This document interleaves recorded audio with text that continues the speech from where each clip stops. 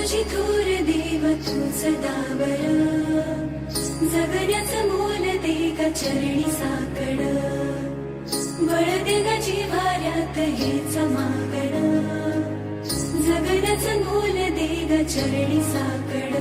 ये साकड घाली तो गाभाऱ्यात माथा, आभाळावरून राहू दे र कृपा, नमन तुझे मी करीतो र देवा, भरून झरू दे तुझी चर कृपा.